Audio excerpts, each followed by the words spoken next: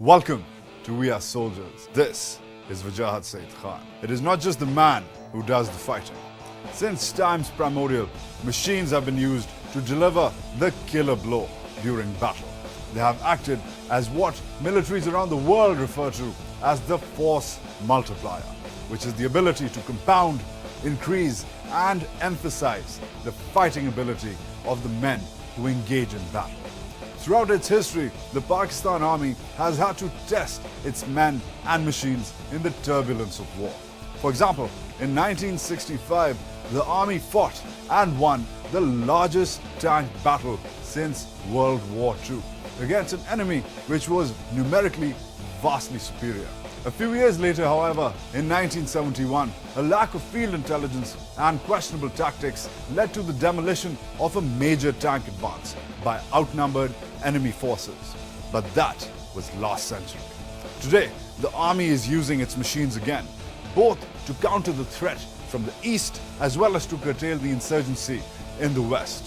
As the security paradigm Pakistan finds itself in is continuously evolving, the army's men and machines are changing tactics as well. It's a race to the finish, and it's not just a battle of blood, sweat and tears, but also an engagement of steel, grease and gears. Get ready to see through the fog of war and the fumes of battle. This is Dawn News, and you are watching We Are Soldiers. Stay tuned.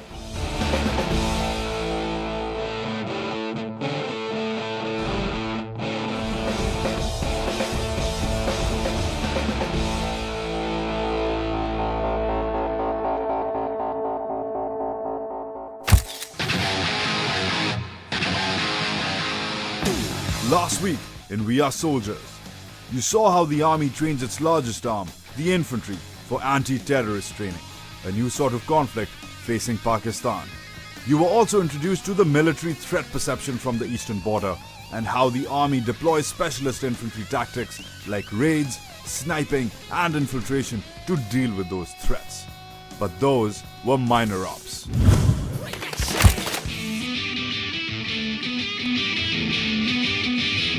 This week, you will be introduced to the beasts of battle.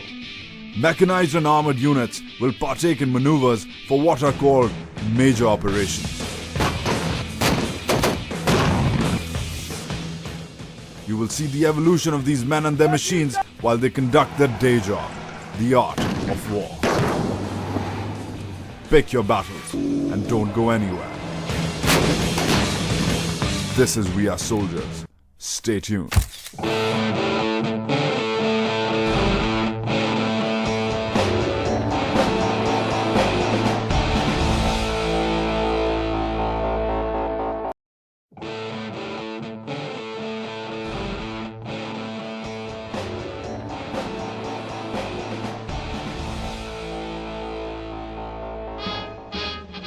Every weapon has a history. It is generally accepted that armored formations of tanks are much less effective without the support of infantrymen. Two of the brightest military minds of the 20th century, Heinz Guderian, the man who invented the German Blitzkrieg, and Mikhail Tukhachevsky, the modernizer of the Red Army, recognized this fact of battle that would change warfare forever. That tank units required close support from infantry and other arms, and these supporting arms needed to maintain the same pace as the tanks was key to successful ground operations. The Pakistan Army experienced this firsthand in the 1965 war with India, where it fielded two different types of tank divisions. One, which was almost pure armor, the first, did not perform as well as the other, more balanced division, the 6th.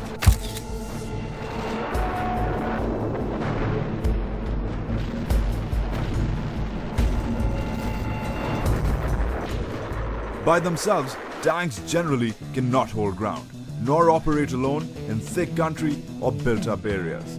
They need the manpower of the infantry for that. First, motorized infantry in trucks and jeeps could maintain rapid movement and keep up with the tanks, but they required either a good road network or firm, open terrain.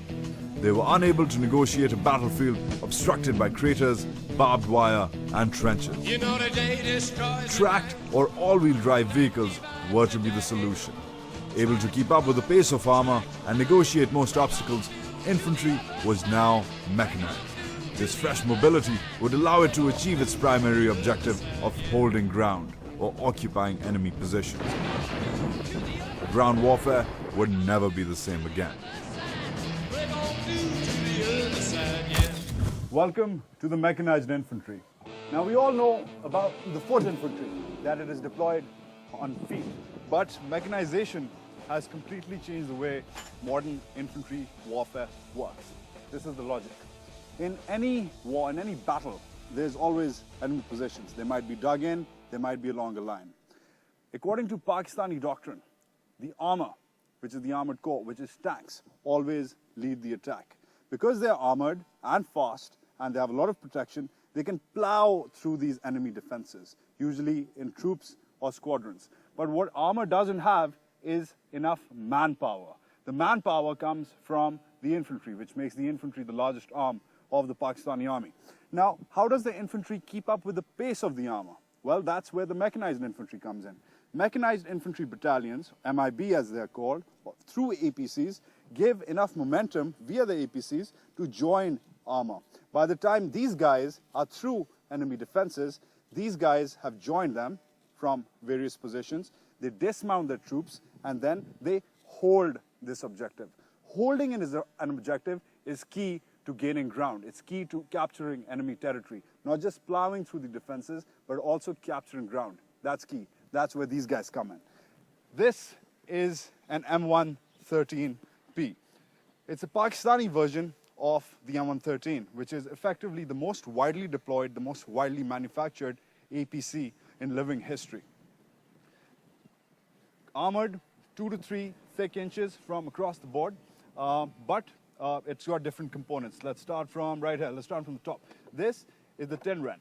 This deploys downwards during amphibious operations because this APC also has water fording capabilities. It can submerge itself in water. This is where grenade launchers come in. When the APC is in retreat, grenade launchers launch smoke grenades to cover the retreat of the APC if need be. All right, this is where the engine is, right inside here, and the engine is connected directly to this guy. This is a sprocket. As you can see, the track of the APC, which is metallic and rubber combined, the track of the APC has to be propelled further by the sprocket. The sprocket is connected directly to the engine. These are bogey wheels. You can't puncture them, you can't shoot them down, but they are idle, they are suspended. It is effectively this guy made of solid steel which propels the APC forward. That's how the mechanics of the APC work. The camouflage, of course, provides cover during enemy attacks, to confuse the enemy, etc. Fuel tanks on both sides, side 1, side 2. Fuel tanks are covered by armor itself. There's 2 sides, by the way. This is a diesel-powered APC, and its cruising range, which means the extent to which it can go with the top tank, is around 500 kilometers. So from point A to point B, you can cross over 500 kilometers in one go. That's quite a lot of distance. Let's get inside. First of all, to give you the mechanics of how it works, every APC has a seating logic. Every army has a seating logic. This is how it works for the Pakistani infantry. This is the engine room, but this effectively is the way the layout works. This is where a rifleman sits on the top right corner, accompanied by another rifleman. 60 mm is short for the mortar firer, because that is the size of his mortar. Another 60 mm mortar firer sits next to him, another rifleman at the bottom right corner. Opposite him is another rifleman, 2 more mortar firers, 1 more rifleman. The signals officer, the guy in charge of communications, sits next to the driver, who sits right in the front. In the middle is the company commander, or the commander of the APC, because he has to be protected. He is key to the entire operation. And then right next to him, facing outwards and leading the troops into deployment, into dismounting, is the 2IC, short for second in command. That is the seating logic. Seating can't be random. It has to work according to this order for dismounting. All right, let's look here. These guys are always kept standby for water fording operations. Effectively made of rubber, they're called sprouts. They're supposed to cover the tracks you just saw outside, because this APC, though it can go into the water, can submerge itself, will not function without these guys. Then communication. Communication is key. Otherwise, this is just a tin can. There's two sorts of communication devices in this APC. First of all is the company radio, this one. The company radio gives the commander the capability to communicate with the rest of the company, which is at least 10 other APCs, which have around 10 to 12 men each. So that gives him the capability to deploy the entire company. But this radio gives him the ability to be in touch with his battalion commander itself. The battalion is the larger unit, where he has to report to his boss, the lieutenant colonel who's leading the battalion. So he has to be in touch with both because communication is key. All right, let's take a looky here. This is the driver's compartment. Now, you were expecting a steering wheel? Don't. Because of tracks, not tires, the APC has to work in a completely different mechanic and dynamic. This is how it works. These guys are not only the left and right levers, but they are also the brakes. Speedometer, RPM meter, battery meter, and the fuel gauge are there. That's what you pull to start the APC. Right from there, engine indicator lights give you different levels. Those guys in the back, as you can see, those are an amphibious steering system, because when it's submerged in water, that's what makes the APC function go left and right during underwater. That's the gear change system, different warning, I guess you could call them charts, right over here. And that effectively makes up for the driver's department. Very importantly, when the cupola is down, which is when it is capped up, when the APC is capped up, this is what the driver has to look through. These are periscopes. These are his windows. During nighttime, these can be replaced with night vision periscopes as well. The Pakistan Army has that capability as well. But this is probably the fun part of the APC. This is the commander's seat. Now the commander wears a couple of hats.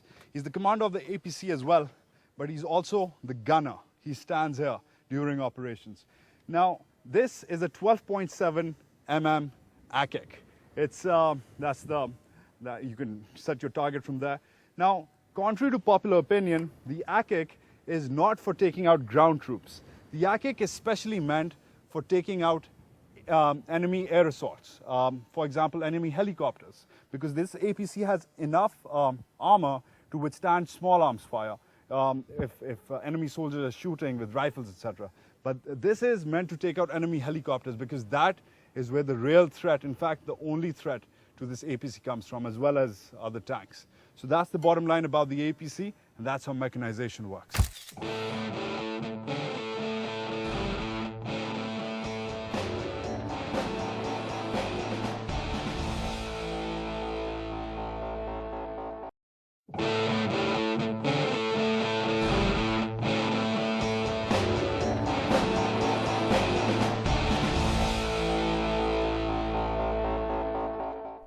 The Viet Cong revered it as the Green Dragon.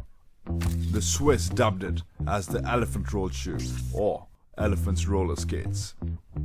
The Americans branded it as the Track. The Israelis pay homage to it as the Bardelas, or Cheetah. The Australian Army refers to it simply as the Bucket. We just call it the Beast. Enter the APC. This is the M113 Armored Personnel Carrier, the backbone of mechanized infantry operations for the Pakistan Army. APCs are inducted in what the Army calls its Mechanized Infantry Battalions, or MIBs. These are specially trained infantry units that are outfitted with M113s.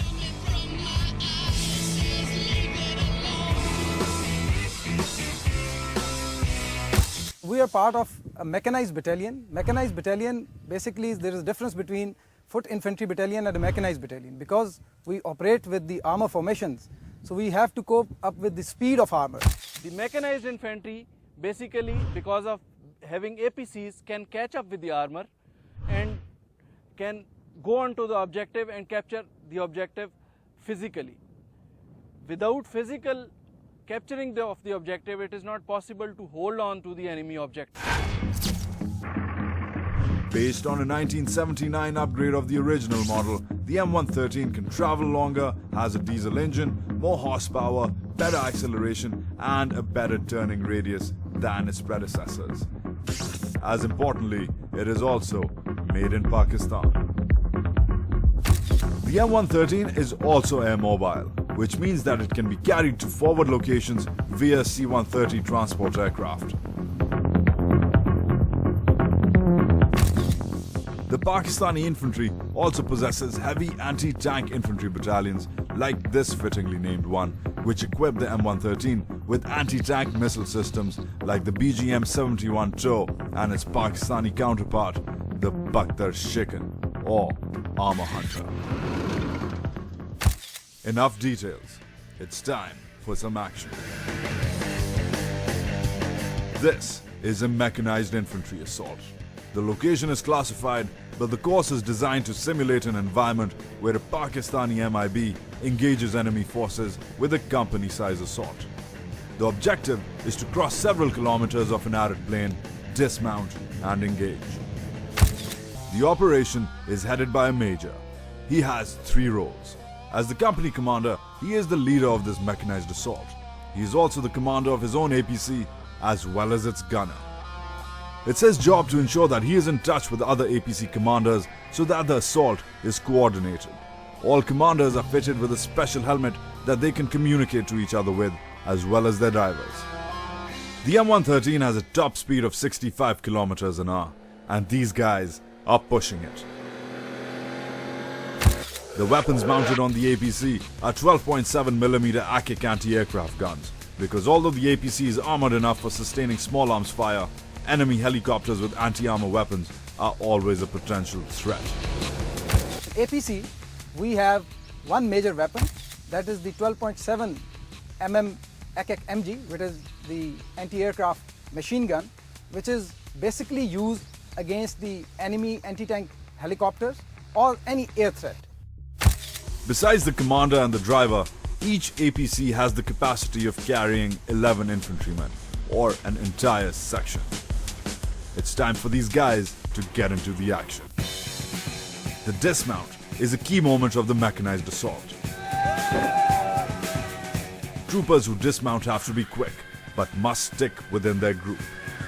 Every section has designated riflemen, machine gunners, mortar firers, rocketeers, and communications officers. For effective engagement and operations, every section has to retain its weapons specialist. Because a melee is to ensue, Order 2 must be retained. Move forward, deploy, deploy out the zone. The major, who has also dismounted, must now coordinate the fire engagement with the different sections. From an APC commander, he is now in the classic role of a foot infantry leader. Control orders. Following standard operating procedure, he has even switched into a battle helmet. Unlike many Western infantry outfits, which now enable their infantrymen to be in radio contact with the commanders, the Pakistani infantry trains its soldiers into giving loud, verbal confirmations when they have a visual engagement of enemy targets. Though not modern, this is a cheap, cost-effective way for the army to train its soldiers.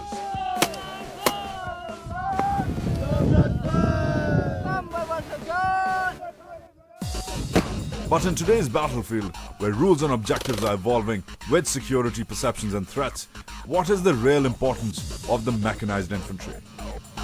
You cannot win and fight a battle without infantry.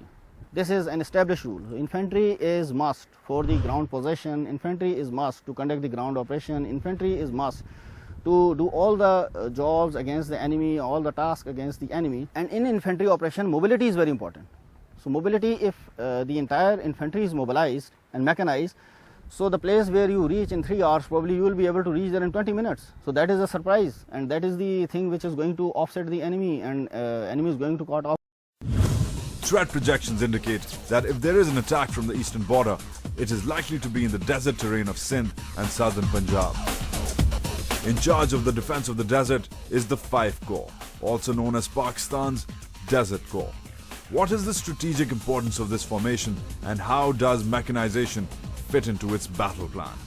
5 Corps is essentially a defensive corps, and we're responsible for a swath of area substantially large, covering most of Sindh, parts of Punjab.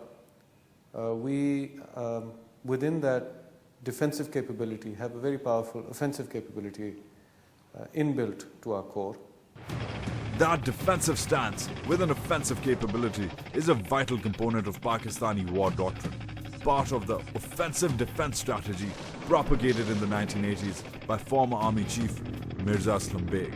His closing address at Exercise Zarb-e-Momin provides insight into the Pakistan Army's ghazot-e when it comes to its war doctrine. पहला बड़ा मकसद ये है कि हमको ये देखना था कि हमारी अपनी लश्करी और फिक्री सलाहियतें क्या हैं, और तीसरा बड़ा मकसद ये था कि हम इस एक्सरसाइज को इस लेवल पे करके अपना एक बहुत ही अहम दीनी और नजरियाती जिम्मेदारी पूरी कर रहे हैं। इसलिए अल्लाह ताला से मैं भी हमेशा अपनी तैयारी करूँ। But that was the 1980s. What is the importance of mechanized warfare today? Desert Corps officers say that mechanization is important because the perceived enemy is mechanized as well. You know, since we are operating in the desert, and since we feel that if the enemy were to come into the desert, I mean, they would be using mechanized forces to be able to exploit the vastness and the accessibility of the desert, and therefore, in response to that, you have to be, equally equipped. We focus on conventional operations for our mechanized infantry, and this is as a response to what our envisaged threat is doing, where there is a tremendous emphasis on mechanization, on high-speed operations in tandem with special forces, and a short, intense, possibly short, intense war. So, in sync with that kind of an envisaged threat, we're looking at the mechanized infantry becoming more and more the backbone of our response. But besides the threat from the east, Pakistan is also facing an insurgency in its northwest. While the threat from India is a conventional one, where the mechanized infantry has an obvious role to play, what is the role of the mechanized infantry in this new, low-intensity conflict, or as the army calls it, LIC? In LIC situations, basically, first, this infantry battalion is like any other infantry battalion. It can operate without APCs like a normal regular infantry battalion. Yes, wherever there is a speed required for the operation, the APCs give an added advantage to a mechanized infantry. So, it is, in fact, the mechanized infantry has been very useful while operating in LIC environment. However, the general officer commanding of a mechanized division had another perspective. He stressed that mechanization is not important for low-intensity conflict, but rather is primarily meant to counter the threat from the east. Mechanization, that is to meet the LIC, is not the essential requirement. It is to be in keeping with the threat we have from the east in our southern part of the country, and we have done enough, and I think we have a requisite response to guard against any such threat.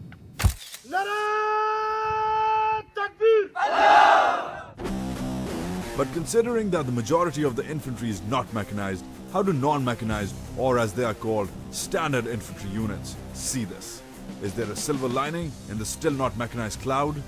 One standard unit's officers defended the traditional role. You cannot rule out the importance of foot infantry. Foot infantry is at the same time very important, because when you have to go and capture the ground, you have to stick there, and for that the foot infantry is required. So, where is the new Pakistani infantry headed in terms of mechanization? Is it on time or late? Realization was always there, and we mechanized our infantry units as back as 1980s. I won't say we are lacking behind. Yes, we are late.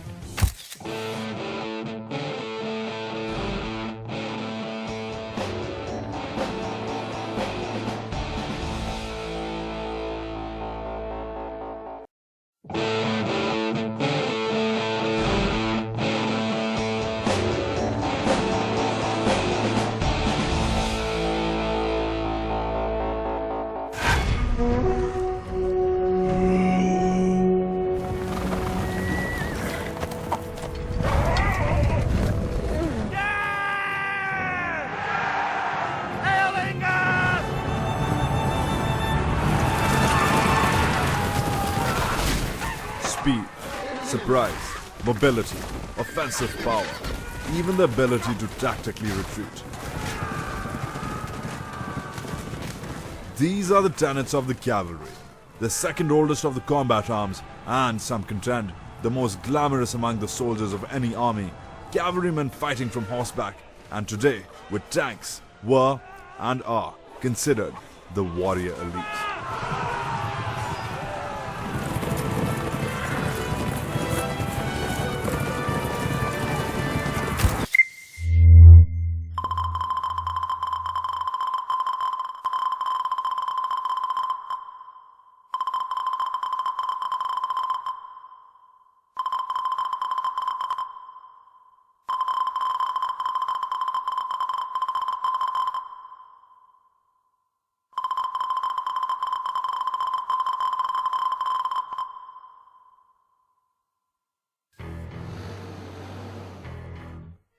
A tank is a tracked, armored fighting vehicle designed for frontline combat which combines operational mobility and tactical offensive and defensive capabilities.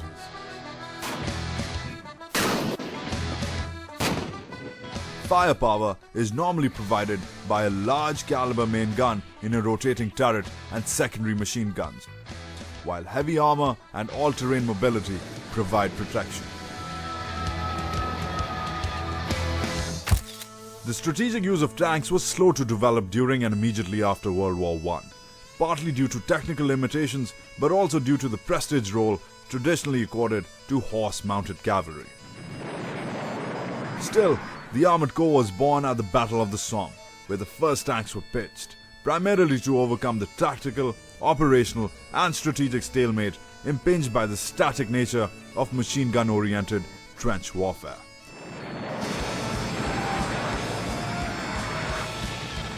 But it was in World War II where developments in both design and tactics produced important concepts of armored warfare which persist to this day. The Soviet Union introduced the T-34, one of the best tanks in service throughout the war and a forerunner to the main battle tank, which today is the backbone of all modern armies.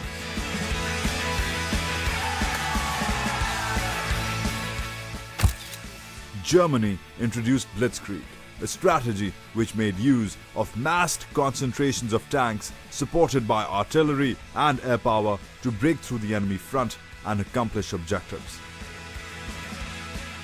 The tank effectively changed the future of warfare.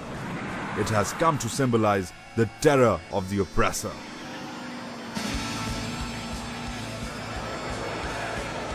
The glee of liberation and the grace of defeat.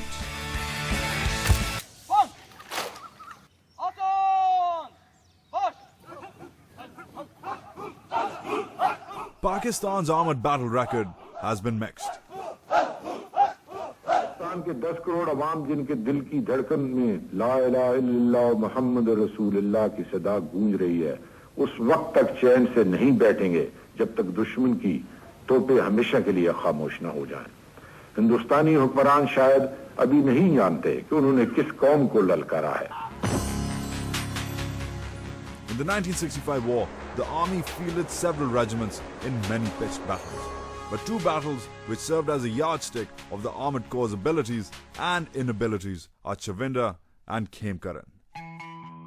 Chavinda, which has the record of being the second biggest tank battle in history, in which outnumbered Pakistani tanks, mostly M47 and M48 Pattons, repulsed attacking Indian forces in the Sialkot sector. Not expecting an attack, just one single Pakistani armored regiment, the 25 Cavalry, managed to hold off the entire Indian 1st Armored Division. In fact, Pakistan managed to regroup when its 6th Armored Division counterattacked and drove the Indians back.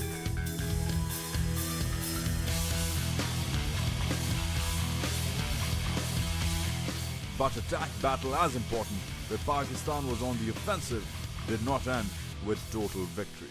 This was the Battle of Khemkaran, or as the Indians remember it, Asal Uttar. The Pakistan army had successfully managed to conquer the Indian town of Khemkaran, but further attacks were checked. A redeployment of its 1st Armored Division to Sialkot resulted in losses. the same patterns which had outperformed the Indians in Chavinda were stopped short at Khemkaran.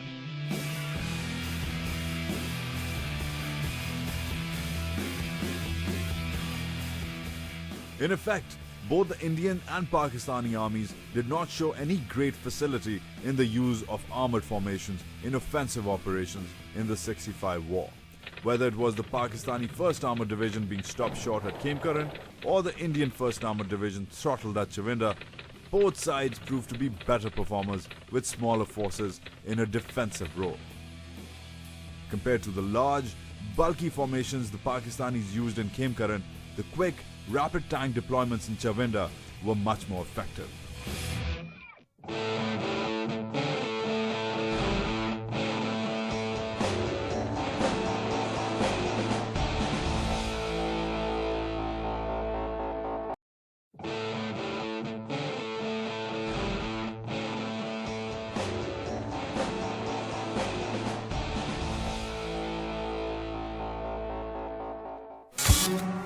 The three traditional factors determining a tank's effectiveness in battle are its firepower,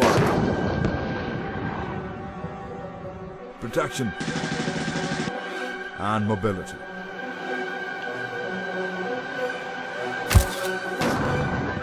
Firepower is the ability of a tank to identify, engage, and destroy a target.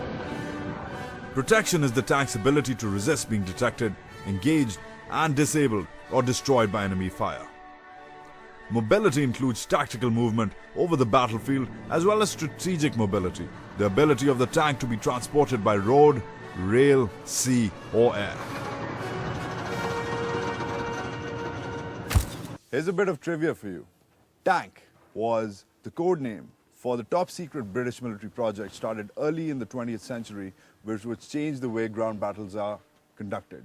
Tank was a new vehicle for providing infantry support in ground battle situations, and since that day the tank has changed the way ground battles are conducted on planet Earth. With me is Major Hasnain Haider from the Armoured Corps Center. Yes, Major, thanks for being with us. Welcome. And you are going to run us through Pakistan's arsenal of different tanks historically and now in the current scenario. So this here is the T-59 and this here is the T-59 M2. M2. Right, now tell us a little bit about both tanks. This one, the first tank, this was the first MBT the Pakistan Army had. And MBT is short for Main Battle Tank. Main Battle Tank. Right. It is called the T-59. It's a Chinese-built tank which was inducted prior to the 1965 war. This has seen both the wars, the 1965 and the 71 war. It has got a 100 mm cannon and a 520 horsepower engine and 8 inches of raw cast iron on it.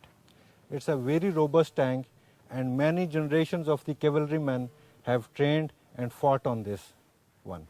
Right, and this is an This is an upgraded version. It is called the T-59 M2. Right. The upgradation has come in the engine. It has got a bigger engine. It has got a 105 millimeters main gun. Right. And plus it has got hydraulically operated systems and stabilized firing systems. Now what sort of terrain are these tanks familiar with and capable these are of operating in? medium main battle tanks, and they are mostly used in the semi-hilly or the plain terrain where we employ these tanks. So I would say that the Punjab Yes. is a good place Yes, for these yes, tanks to be deployed in because of its terrain. Yes. Okay, now let's Then we move on, and this is the latest variant of the T-59 family, and it has been named as Al-Zarar by Pakistan Army. Al-Zarar, how fitting. Yes, this is basically mounted on the same T-59 chassis, but it has got a much bigger engine, which is almost 730 horsepower. It has got a 125 millimeter main gun. There's add-on armor on it, as you can see, and the gadgetry inside is totally changed. Now I've read that it has these ERAs. The explosive reactive armor plates. Right.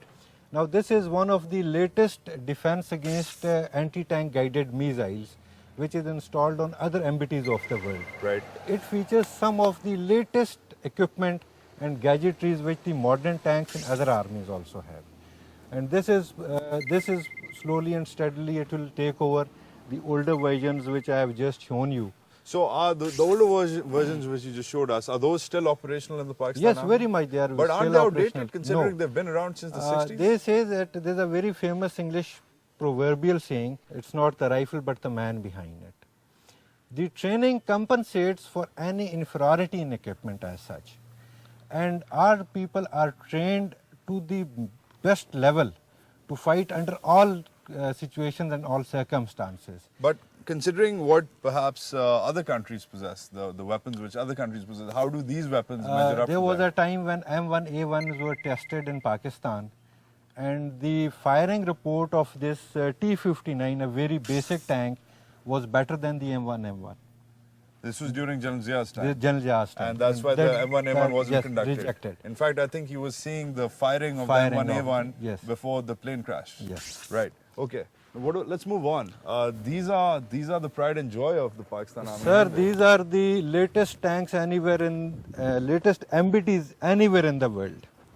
This is the Al Khalid. This is the recently developed Al Khalid tank which has been developed by Pakistan, and this features some of the latest systems which any good MBT around the world can have. This is the T-80UD, which is basically a tank of Russian origin but developed by Ukraine and inducted in the Pakistan Army in around the last years of the decade of 90s. Right, right. Now what sort of terrains are these guys deployed in? These are basically meant for desert and semi-desert belts of Pakistan. So high speed and long range? Yes. High speed and long range? Long range, yes. Right, versus the Al-Zarar, which you said was better suited for the Punjab. Punjab area and plains area. Right. And a little bit of history here. This is the T-85. This is the T-85. This is also a tank of Chinese origin, which we inducted in service during the so-called exercise brass tacks conducted by India.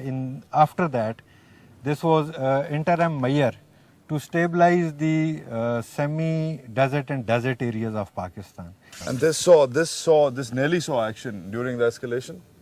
Yes, all of these tanks have almost seen action in the recent escalation, because when time of escalation comes, all the available military power is put into action. It is geared up to go into action. Excellent. And there's a little bit of history right here. This is the T-34, if I'm not mistaken. Yes. This is a T-34 tank. It is of Russian origin, and this is the tank which gave the Russians the final edge in the Second World War. Right. This is, and I must add to it that this is a running tank. It is not only a model, but it is a running tank. And probably very few pieces around the world are in this condition now. And this tank has got a 75 mm barrel and about a 500 horsepower engine. Very robust tank.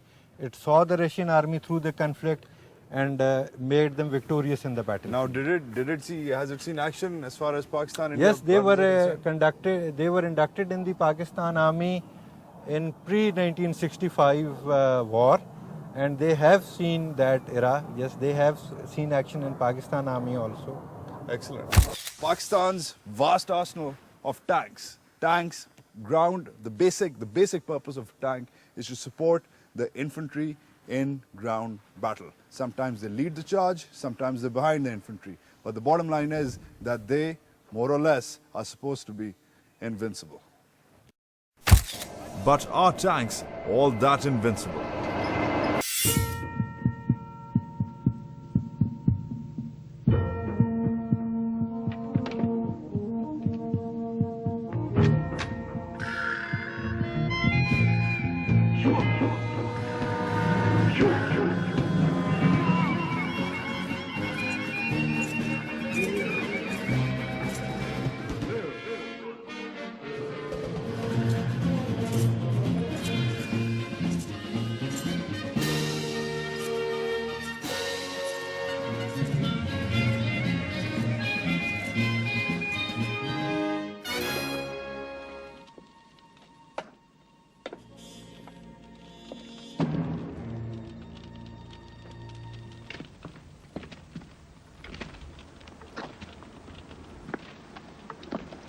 Cigarette? No smoke.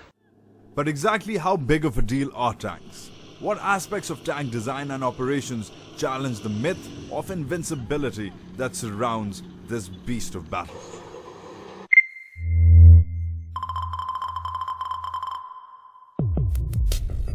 Tanks seldom operate alone, as they are organized into armored units which involve the support of the infantry.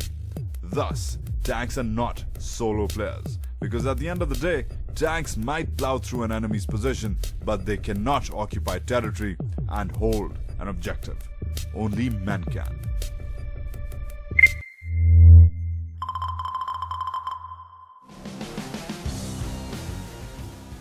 Though powerful, tanks need protection too, usually through the support of reconnaissance or ground attack aircraft.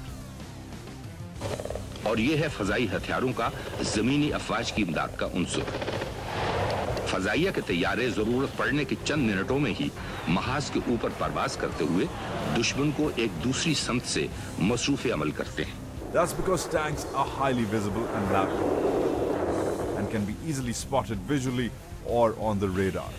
So if the enemy is expecting an armored column to arrive and the column itself does not know of enemy presence beyond visual range, it will probably be ambushed because of its high profile.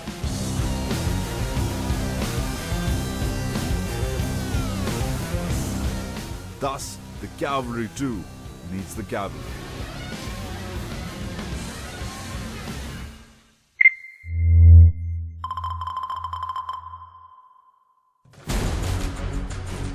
The prevalence of unconventional and asymmetric warfare has put into question the utility of armored force. Considering that a tank is difficult to maneuver, especially in urban combat where civilians are in proximity, it can be easily targeted by insurgents or terrorists with improvised explosive devices or rocket-propelled grenades. Though tanks can be decisive in city fighting with the ability to demolish walls, they are especially vulnerable in urban combat. Bullet.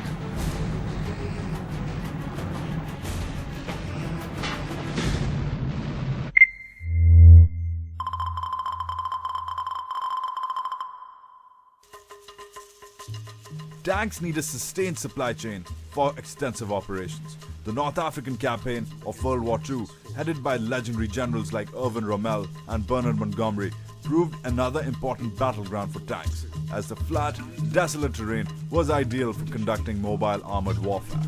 However, this battlefield also showed the importance of logistics, especially in an armored force, as the principal warring armies, the German Afrika Korps and the British 8th Army, often outpaced their supply trains in repeated attacks on each other, resulting in a complete stalemate. In the end, it was Germany, the side that failed its tanks logistically, that lost in the pivotal Battle of Alamein.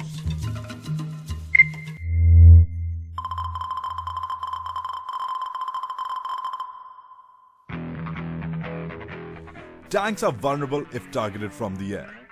No, they are very vulnerable when targeted from the air.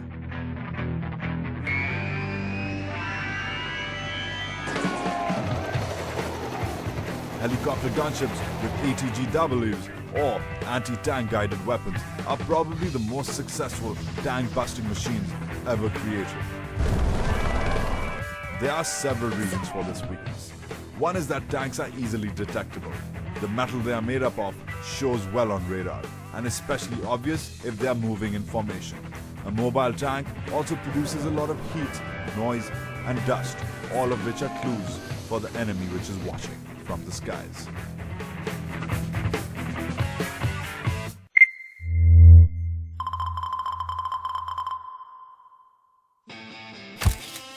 Here's a fact.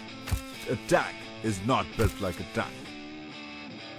The deposition of armor around it is not uniform. The front is typically better armored than the sides or rear.